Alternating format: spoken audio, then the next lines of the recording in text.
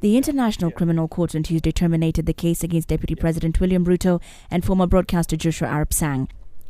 Trial Chamber 5A of the ICC decided by majority with Judge Olga Herrera Carbuccia dissenting that the case against DP Ruto and Sang be terminated. Today, Trial Chamber 5A of the International Criminal Court decided by majority with Judge Olga Herrera Carbuccia dissenting that the case against Mr. William Ruto and Mr. Arap Sang is to be terminated. The Chamber considered the request of Mr. Ruto and Mr. Sang that the Chamber find that there is no case to answer, dismiss the charges against both accused and enter a judgment of acquittal. The Chamber also considered the opposing submissions of the prosecutor and the legal representative of the victims and received further submissions during hearings held from 12 to 15 of January 2016.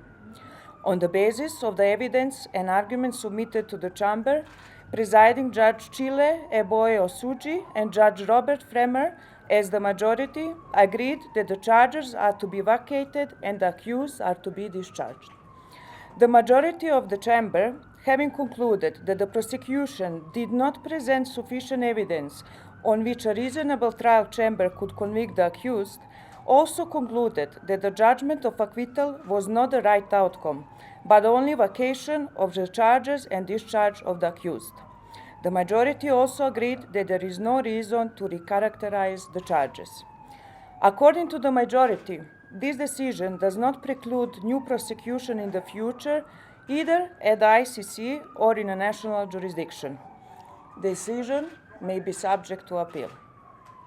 The judges have brought the decision based on the evidence presented in an impartial manner, upholding the high standard of judicial fairness of the proceedings, and without any prejudgment on the guilt of the accused. The concurring judges found that the prosecution's evidence was insufficient to sustain the trial and a conviction for that matter. Judge Fremr found that the prosecution did not present sufficient evidence on which a reasonable trial chamber would convict the accused. Accordingly, he considered that there is no reason to call for the defense to bring their case or to prolong the proceedings any further. The decision is, however, appealable, and the prosecution has the leeway to press new charges should it wish to do so. According to the majority, this decision does not preclude new prosecution in the future, either at the ICC or in a national jurisdiction. This decision may be subject to appeal. I'm Anita Nderi for Capital TV.